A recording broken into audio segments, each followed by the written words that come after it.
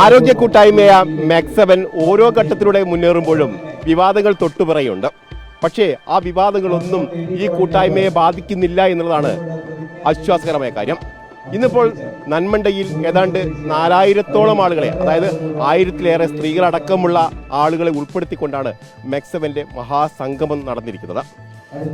ഈ ചിട്ടകൾ, അതായത് ആരോഗ്യ പരിരക്ഷയുമായി ബന്ധപ്പെട്ട വ്യായാമ മുറകൾ ചിട്ടപ്പെടുത്തിയത് എങ്ങനെയാണ്, അത് പി സലാഹുദ്ദീൻ എന്ന് പറയുന്ന ആളാണ് ആ ചിട്ടപ്പെടുത്തിയിരിക്കുന്നത്. അദ്ദേഹം നമുക്കൊപ്പം ചേരുന്നുണ്ട്. എങ്ങനെയാണ് ഈ ഒരു വ്യായാമ മുറ ചിട്ടപ്പെടുത്തുന്നതിലേക്ക് എത്തിയത്? 2010 ഞാൻ സർവീസ് കഴിഞ്ഞ് നാട്ടിൽ തിരിച്ചെത്തുകയും നാട്ടുകാരുടെ ആരോഗ്യക്ഷേമത്തിനായിട്ട് പരമ്പരാഗത യോഗ ആരംഭിക്കുകയും ചെയ്തു. നീണ്ട 2 വർഷം അത് മുന്നോട്ട് പോവുകയും കൂടുതൽ ആളുകളിലേക്ക്, എസ്പെഷ്യലി പ്രായമുള്ള ആളുകളിലേക്ക് കൂടി ഇത് എത്തിക്കുന്നതിന് വേണ്ടി ഒരു പുതിയ വ്യായാമ രീതി കൊണ്ടുവന്നാൽ അത് സാധ്യമാണെന്ന് തിരിച്ചറിയുകയും ഈ മെക്സവൻ എന്നുള്ള ഒരു പുതിയ വ്യായാമക്രമം 2012 ജൂലൈയിൽ രൂപകൽപ്പന ചെയ്തു. അതിൽ മെയിനായി ടാർഗറ്റ് ചെയ്ത് പ്രായമുള്ള ആളുകളെയും കൂടെ ഇതിലേക്ക് എത്തിക്കുക എന്നുള്ള സിസ്റ്റമാണ്. അപ്പോൾ അതിനകത്ത് 7 മൊഡ്യൂൾ വെച്ചിട്ടാണ് ഈ മെക്സവൻ എന്നുള്ള ഈ വ്യായാമമുറ ഞാൻ അന്ന് രൂപകൽപ്പന ചെയ്തത്. അതിനകത്ത് എയറോബിക് ഐറ്റംസ് ഉണ്ട്, സിമ്പിൾ എക്സസൈസ് ഉണ്ട്, യോഗ എക്സസൈസ് ഉണ്ട്, ഡീപ്പ് ബ്രീത്തിങ് ഉണ്ട്, അക്യൂപ്രഷർ ഉണ്ട്, മെഡിറ്റേഷൻ ഉണ്ട്, ഫേസ് മസാജ്. ഇങ്ങനെ 7 ഐറ്റം ഉപയോഗിച്ചിട്ട് 21 മിനിറ്റിൽ 21 വ്യായാമങ്ങൾ ചെയ്യുന്ന രീതിയിലാണ് അത് മൊഡ്യൂൾ ചെയ്തത്.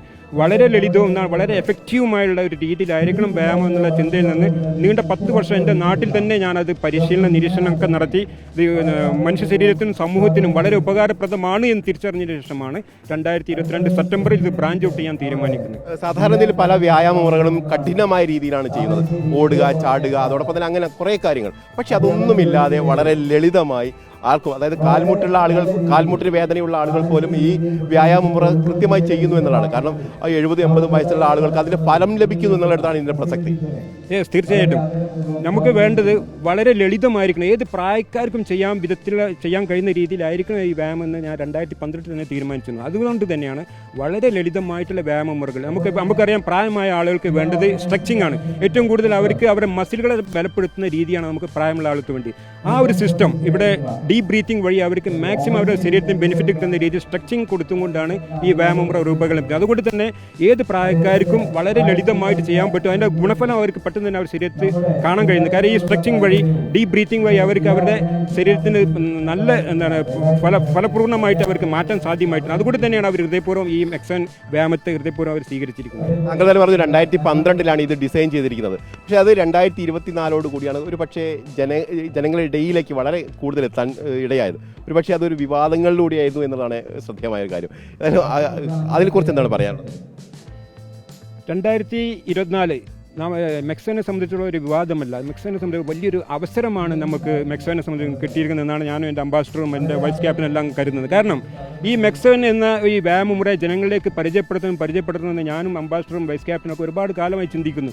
ഏതെങ്കിലും ഒരു പത്രക്കാരനെ അല്ലെങ്കിൽ മീഡിയയെ നമ്മൾ ക്ഷേമിക്കുകയാണ്, അവർ വരാറില്ലായിരുന്നു. പക്ഷേ ഇത് വലിയൊരു ഓപ്പർച്യൂണിറ്റി 2024 നമുക്ക് മീഡിയക്കാർ നമ്മുടെ പിന്നാലെ വരുന്ന ഒരു സംഭവം ഉണ്ടായി. കാരണം അത് വിവാദമല്ല എന്നാണ് നമ്മൾ കരുതുന്നത്. കാരണം ഇവിടെ ഒരു വിവാദത്തിന് യാതൊരു സാധ്യതയുമില്ലാത്ത സ്ഥലങ്ങളാണ് മെക്സവൻ്റെ എല്ലാ സെൻ്ററുകളും. എല്ലാം തന്നെ ഓപ്പൺ ആയിട്ടുള്ള പ്രദേശങ്ങളിലാണ്.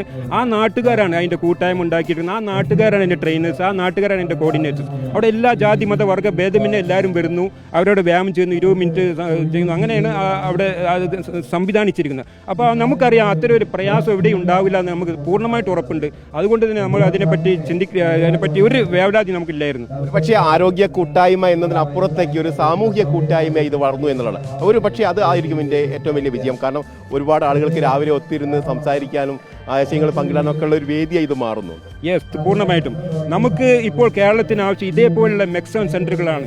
എല്ലാ ഭാഗങ്ങളും ഇതേപോലെ മെക്സവൻ സെൻ്ററുകൾ വന്നു കഴിഞ്ഞാൽ നമുക്കൊരു വെറും 5 വർഷം 10 വർഷത്തിനകത്ത് കേരളത്തിൽ ഒരിടത്തും പോലും നമുക്ക് വൃദ്ധസദനങ്ങളുടെ ആവശ്യം വരികയില്ല എന്നുള്ളതാണ്. അതേപോലെ തന്നെ ഡയാലിസിസ് സെൻ്ററുകൾ, അതേപോലെ തന്നെ പാലിയേറ്റീവ് കെയർ സെൻ്ററുകൾ, ഇതൊക്കെ തന്നെ നമുക്ക് ഘട്ടം ഘട്ടമായിട്ട് നമുക്ക് സമൂഹത്തിൽ നിന്ന് മാറ്റി പതുക്കെ കൂടുതൽ വരുന്നതിന് തടയാൻ പറ്റും എന്നുള്ളതാണ് മെക്സവൻ്റെ ഏറ്റവും വലിയ വിജയം. ജനങ്ങൾ, പ്രായമുള്ള ആളുകൾ ഹൃദയപൂർവ്വം സ്വീകരിച്ചിരിക്കുകയാണ്. കാരണം അവർക്കൊരു വലിയ അവസരമാണ് കാര്യം ഒത്തുകൂടാൻ. കാര്യം ഇവർ 60 വയസ്സ് 70 വയസ്സ് കഴിഞ്ഞാൽ അവർ പൂർണ്ണമായി സമൂഹത്തിൽ നിന്ന് മാറ്റപ്പെടുകയാണ്. പക്ഷേ ഈ ഒരു വേദി വന്നതോടുകൂടി അവർ കൂട്ടമായി അവർക്ക് രാവിലെ വരാൻ കഴിയുന്നു, അവർ സൗഹൃദം പുതുക്കാൻ കഴിയുന്നു. അങ്ങനെ ജീവിതത്തിൽ ഒരു വലിയ അസുലഭമായ ഒരു സൗകര്യം, ഒരു മുഹൂർത്തം, ഒരു ഗുണം അവർക്ക് ലഭിച്ചിട്ടുണ്ട്. അതുകൊണ്ട് തന്നെയാണ് അവരെല്ലാവരും കൂട്ടമായിട്ട് പ്രഭാതവേളയിൽ ഇവിടെ എത്തിച്ചേരുന്നത്. വിവാദങ്ങളോട് പ്രതികരിക്കാനില്ല എന്ന് പി സലാഹുദ്ദീൻ പറയുന്നുണ്ട്. പക്ഷേ നിരവധി വിവാദങ്ങൾ മെക്സവനെ ചുറ്റിപ്പറ്റി ഇപ്പോഴും ഉണ്ട്. കാരണം ഇന്നലെ കാന്തപുരവുമായി ബന്ധപ്പെട്ട് വന്ന് ആ വിഭാഗവുമായി ബന്ധപ്പെട്ട ബന്ധപ്പെട്ട ചില വിവാദങ്ങളുണ്ട്. കാരണം ഇത്തരത്തിൽ ഒരുമിച്ചിരുന്ന് സ്ത്രീ പുരുഷന്മാർ ഇടകലർന്നുള്ള ആ വിവാദങ്ങൾ, അത്തരം കൂട്ടായ്മകളൊന്നും വേണ്ട എന്നൊരു നിർദ്ദേശമാണ് അവരുടെ ഭാഗത്ത് വരുന്നത്. ഏതായാലും അംബാസഡർ കൂടിയായ എന്തായാലും അറക്കൽ ബാബ ചേർന്നു. എങ്ങനെയാണ് ഈ വിവാദങ്ങളെ കാണുന്നത്? ഞങ്ങളിതിനെ പോസിറ്റീവായിട്ടാണ് എടുക്കുന്നത്. പൊതുസമൂഹത്തിൻ്റെ ഒരു പരിച്ഛേദമാണ്. ഞങ്ങളെ സംബന്ധിച്ചിടത്തോളം മറ്റുള്ള ലക്ഷ്യങ്ങളില്ല. സമൂഹത്തിലെ എല്ലാ വിഭാഗം ആളുകളും ഒരുമിച്ച് ചേരുകയും അവനവൻ്റെ ആരോഗ്യത്തിന് വേണ്ടി വ്യായാമം ഒരു ശീലമാക്കുക എന്നതാണ്. അത് ജീവിതശൈലി രോഗങ്ങൾ കൊണ്ട് പ്രയാസപ്പെടുമ്പോൾ നാട്ടിൽ ആളുകൾ പല രീതിയിൽ ചിന്തിച്ച് പല കക്ഷികളിലായി ഭിന്നമായി നിൽക്കുമ്പോൾ ഒക്കെ ഒരുമിച്ച് വ്യായാമം ചെയ്യാനെങ്കിലും സൗഹൃദം പങ്കുവെക്കാനെങ്കിലും ഒന്ന് ഒരുമിച്ച് ചേരുക. അതോടൊപ്പം കൂടിക്കൊണ്ടിരിക്കുന്ന ജീവിതശൈലി രോഗങ്ങൾ കതിരിൽ വളം വെക്കുന്ന സിസ്റ്റം, ഡയാലിസിസ് സെൻ്ററുകളുണ്ട്, ചികിത്സാ സൗകര്യങ്ങളുണ്ട്. ഇതൊക്കെ വളർത്തിക്കൊണ്ടുവരുന്നതിന് മുമ്പ് നമ്മൾ മണ്ണിൽ വളം കൊടുക്കുന്നത് പോലെ ഈ ആളുകളെയൊക്കെ ഒരു ആരോഗ്യ ശൈലിയിലേക്ക് പരിവർത്തിപ്പിക്കുകയും എല്ലാവരും ആരോഗ്യമുള്ളവരുമായി മാറുകയും ലോകത്തിലെ മനുഷ്യർ പരസ്പരം സ്നേഹത്തോടെ സൗഹൃദത്തോടെ സംവദിക്കുന്ന ഒരു കാലം കടന്നു വരികയും ചെയ്യുക എന്നതിനപ്പുറത്തേക്ക് മെക്സവന് മറ്റ് യാതൊരു ലക്ഷ്യങ്ങളുമില്ല. പിന്നെ വിവാദങ്ങൾ ഓരോരുത്തർക്കും ഓരോരോ ഐഡിയോളജി ഉണ്ടാവാം, പ്രത്യേക ശാസ്ത്രങ്ങൾ ഉണ്ടാവാം. ഇവിടെ അതൊന്നും ചർച്ചയല്ല. ഇവിടെ ഇപ്പം നിങ്ങളിന്ന് ഇതിൻ്റെ ഫുൾ ലൈവ് റിപ്പോർട്ട് ചെയ്തല്ലോ. എന്താണോ ഇവിടെ സംഭവിക്കുന്നത് അത് തന്നെയാണ് മെക്സവൻ സെൻ്ററുകളിൽ സംഭവിക്കുന്നത്. ജനങ്ങൾ വരുന്നുണ്ട്, എക്സസൈസ് ചെയ്യുന്നുണ്ട്, ഒരു 30 മിനിറ്റ് പോകുന്നുണ്ട്. Yoga, aerobic, physiotherapy, deep breathing, acupressure, meditation, massaging, ഇങ്ങനെ 7 ബ്രാഞ്ചിൽ നിന്ന് തിരഞ്ഞെടുത്ത 21 വ്യായാമങ്ങൾ 21 മിനിറ്റിൽ തീർക്കാം. അതൊരു ട്രെയിനർക്ക് കീഴിൽ കൃത്യമായ എണ്ണം പാലിച്ച് ചെയ്യുമ്പോൾ നിങ്ങളുടെ ശരീരത്തിൽ ദീർഘകാലാടിസ്ഥാനത്തിൽ ഉണ്ടാകുന്ന മാറ്റങ്ങൾ, അതുണ്ടാകുന്ന ഒരു പോസിറ്റീവ് എനർജി വൈബ്. അപ്പോൾ നമ്മൾ ഫോക്കസ് എന്താണോ ചെയ്യുന്നത് അതാണ് നമുക്ക് ജീവിതത്തിൽ കിട്ടുക. അതുകൊണ്ട് ഞങ്ങൾ വിവാദം ഫോക്കസ് ചെയ്യുന്നില്ല, ഞങ്ങളിതിൻ്റെ പോസിറ്റിവിറ്റി മാത്രമേ ഫോക്കസ് ചെയ്യുന്നുള്ളൂ. തീർച്ചയായിട്ടും അതൊരു പോസിറ്റീവായിട്ടുള്ള സംഗതിയാണ്. പക്ഷേ അതിനപ്പുറത്തേക്ക് ഏതാണ്ട് ഇപ്പോൾ തന്നെ ഇവിടെ 4000-5000 ആളുകൾ ഇവിടെ കൂടിച്ചേരുന്നു. ഇത്തരത്തിൽ 1800ഓളം ശാഖകളുണ്ടെന്നാണ് ഞാൻ മനസ്സിലാക്കാൻ കഴിയുന്നത്. അങ്ങനെയാണെങ്കിൽ ലക്ഷക്കണക്കിന് ആളുകൾ ഓരോ ദിവസവും രാവിലെ അസംബ്ലി ചെയ്യുന്ന ഒരു സാഹചര്യമുണ്ട്. അവിടെ ഒരു ആശയ രൂപീകരണത്തിനൊരു സാധ്യത കൂടിയുണ്ട്. അങ്ങനെ രൂപീകരിക്കപ്പെടുകയാണെങ്കിൽ അതായിരിക്കും ഒരു പക്ഷേ ഇത്തരത്തിലുള്ള പ്രസ്ഥാനങ്ങളെ ഇത്തരത്തിലുള്ള വിമർശനത്തിലേക്ക് നയിക്കാൻ ഇടയാക്കുന്നുള്ള സംശയം കൂടി ഉയർന്നു വരുന്നത്. ഇതിനെ എങ്ങനെയാണ് നിങ്ങൾ കാണുന്നത്? ഒരു പക്ഷേ അങ്ങനത്തിൽ ഏതെങ്കിലും തരത്തിലുള്ള ആളുകൾ ഇതിൽ തിരികെ കയറാനുള്ള സാധ്യതയൊക്കെ ഉണ്ടെങ്കിൽ അതിനെങ്ങനെ തടയാൻ കഴിയും? തീർച്ചയായിട്ടും അത്തരം യാതൊരു സാഹചര്യത്തിനും ഇവിടെ പ്രസക്തിയില്ല. ഇതിലേക്ക് കടന്നു വരുന്ന ആളുകളെ ശ്രദ്ധിച്ചാൽ നിങ്ങൾക്ക് മനസ്സിലാകും. എല്ലാ ഗ്രാമാന്തരങ്ങളിലും വേരോട്ടമുള്ള വിവിധ പ്രത്യയ ശാസ്ത്രങ്ങളുടെയും പ്രസ്ഥാനങ്ങളുടെയും ആളുകളാണ് ഇത് ഏറ്റെടുത്ത് മുന്നോട്ട് വന്ന് ഇത് ചെയ്യുന്നത്. പുതിയൊരു പ്രത്യയ ശാസ്ത്രത്തെ പറ്റി അവിടെ ഒരു വാക്ക് സംസാരിച്ചാൽ അതവിടെ വിവാദമാകും. എല്ലാ ആളുകളും ഒരുമിച്ച് ചേർന്ന് വ്യായാമം ചെയ്ത് ആരോഗ്യവാന്മാരാകുക എന്നതിലപ്പുറത്തേക്ക് മറ്റൊരു ലക്ഷ്യത്തിനും ആരും പ്രബുദ്ധ കേരളത്തിലോ നമ്മുടെ ഭാരതത്തിലോ ലോകത്തിലോ കൂട്ടുനിൽക്കില്ല എന്ന കാര്യം ഉറപ്പാണ്. പിന്നെ ഞങ്ങളെ സംബന്ധിച്ചിടത്തോളം അത്തരം ഒരു ആശയത്തിനും പ്രസക്തിയില്ല. പിന്നെ ഏത് നാട്ടിൻ്റെയും പരിച്ഛേദമാണ് മെക്സവനും വരുന്ന ആളുകളും. സ്വാഭാവികമായിട്ടും ഇവിടെ ഏത് കമ്മ്യൂണിറ്റിയാണോ കൂടുതൽ, ഏത് രാഷ്ട്രീയ പാർട്ടിയാണോ കൂടുതൽ, ഏത് സംഘടനയുടെ ആളുകളാണോ കൂടുതൽ, അവരായിരിക്കും ആ മെക്സവൻ സെൻ്ററിൽ കൂടുതലുണ്ടാകുക. ഇപ്പോൾ തൃശ്ശൂരും എറണാകുളവും കോട്ടയം അങ്ങോട്ട് പോകുമ്പോൾ അവിടെ ഏതൊരു കമ്മ്യൂണിറ്റിയാണോ കൂടുതലുള്ളത് അവരിതിലേക്ക് കൂടുതൽ അത് വിവാദമാക്കേണ്ടതില്ല. അത് വിവാദമാക്കുകയും അതിനൊരു പ്രസക്തിയില്ല.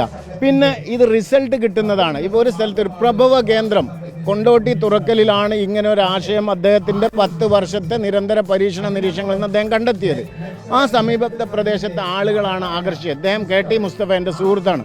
അദ്ദേഹമാണ് പരിചയപ്പെടുന്നത്. ജാതി മത രാഷ്ട്രീയ ചിന്തകൾക്ക് അതീതമായി സമൂഹത്തിൽ വലിപ്പച്ചെറുപ്പമില്ലാതെ പദവിയോ പവറോ പ്രശ്നമില്ലാതെ ആളുകൾ ഒരുമിച്ച് ചേരുന്ന ഒരു സംവിധാനം, അത് നാടിന് ഇന്നത്തെ കാലത്ത് ആവശ്യമാണെന്ന തിരിച്ചറിവാണ് ഞങ്ങൾ സമയമൊക്കെ മെനക്കെടുത്തി എല്ലാ ആളുകളും ഇതിലേക്ക് കടന്നു വരുന്നതും.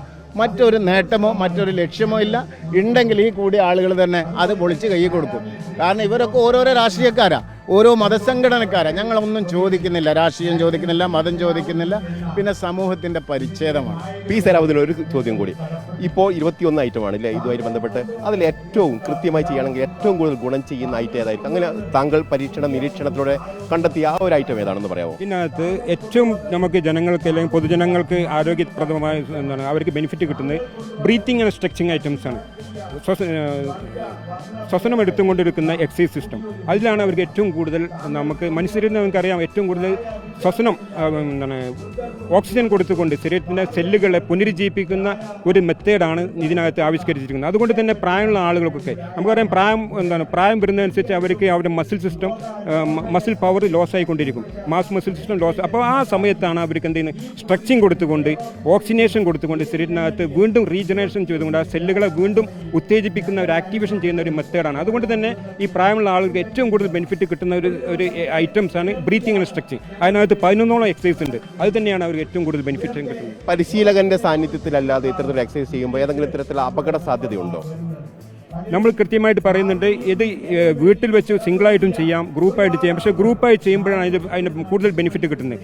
ഈ സ്വന്തമായിട്ട് ചെയ്യുന്നവർക്ക് അപകട സാധ്യത വളരെ കുറവാണ്. പക്ഷേ നമ്മൾ ചില കാര്യങ്ങൾ ശ്രദ്ധിക്കണം. ഏതൊരു പുതിയ വ്യായാമം ചെയ്യുമ്പോഴും അതിൻ്റെ ഒരു ഇൻസ്ട്രക്ഷൻ ഉണ്ടാകും. കൂടുതൽ ബോഡി വെയിറ്റ് ഉള്ളവർ അതേപോലെ ജമ്പിങ് ജാക്ക് ചെയ്യാൻ പാടില്ല, അതേപോലെ തന്നെ ഡിസ്ക് ബൾജിലുള്ളവർ ബെൻഡിങ് പൊസിഷൻ ചെയ്യാൻ പാടില്ല. ഇത്തരം കാര്യങ്ങളൊക്കെ ശ്രദ്ധിച്ചും കൊണ്ട് ആവശ്യമെങ്കിലും ഡോക്ടറുടെ അഡ്വൈസ് തീർച്ചയായിട്ടും വാങ്ങിക്കൊണ്ട്, ഇപ്പോൾ പ്രായമുള്ള ആൾ അല്ലെങ്കിൽ മെഡിസിൻ കഴിക്കുന്ന ആൾക്ക് സ്വന്തമായിട്ട് ചെയ്യാൻ ആഗ്രഹമുണ്ട്, തീർച്ചയായിട്ടും ഒരു ഡോക്ടറെ കൺസൾട്ട് ചെയ്യണം. എന്നിട്ട് അവരുടെ അഡ്വൈസോട് കൂടി നമുക്ക് ഈ വ്യായാമം ചെയ്യാവുന്നതാണ്. ഈ ഡോക്ടർമാർ തന്നെ ഇപ്പോൾ നമുക്ക് ഈ മെക്സവനെ അവർ പ്രിഫർ ചെയ്യുന്നുണ്ട്, അവർ അഡ്വൈസ് ചെയ്യുന്നുണ്ട് മെക്സവൻ വ്യായാമം ചെയ്തോളൂ എന്ന് ഡോക്ടർമാർ തന്നെ പറഞ്ഞു കൊടുക്കുന്നു. എന്നാലും പ്രഭാതത്തിലുള്ള ഈ ഒരു ആരോഗ്യ കൂട്ടായ്മ നല്ല രീതിയിൽ തന്നെ മുന്നോട്ട് പോകട്ടെ. അതോടൊപ്പം തന്നെ വിവാദങ്ങൾക്കൊന്നും ഇടം നൽകാതെ തന്നെ മുന്നോട്ട് പോകാൻ നിങ്ങൾക്കും കഴിയട്ടെ എന്നതാണ് പറയാനുള്ളത്. ഏതായാലും ഡിഫൻസിൽ വർക്ക് ചെയ്ത ഒരാൾ എന്നുള്ള നിലയിൽ ജനങ്ങളുടെ ആരോഗ്യം അതുമാത്രമാണ് അദ്ദേഹം മുന്നോട്ട് വെക്കുന്ന ലക്ഷ്യം. ഏതായാലും മറ്റുള്ള വിവാദങ്ങൾക്കൊന്നും ഇടം നൽകരുത് എന്നുള്ള കാര്യം കൂടി അവർ പറയുന്നത്. അത് കേരള സമൂഹം ഒരു കാരണവശാലും അംഗീകരിക്കില്ല എന്നുള്ള കാര്യം കൂടിയാണ് ഇവർ പറയുന്നത്. ഏതായാലും വളരെ സന്തോഷകരമായ ഒരു കാര്യമാണ്. കാരണം പ്രഭാതത്തിൽ ഇത്തരത്തിൽ ആയിരക്കണക്കിന് ആളുകൾ ഒത്തുചേർന്നുകൊണ്ട് വ്യായാമം ചെയ്യുന്നു. അതോടൊപ്പം തന്നെ അവരുടെ മാനസിക ആരോഗ്യം ബലപ്പെടുത്തുന്ന ആവശ്യമായ സംസാരങ്ങളും പങ്കുവയ്ക്കലും ഉണ്ടാവുന്നു എന്നുള്ളതാണ് ശ്രദ്ധേയമായ കാര്യം. സുബൈർ ഫൈസിക്കൊപ്പം reporter A K Abhilash in reporter Kozhikode.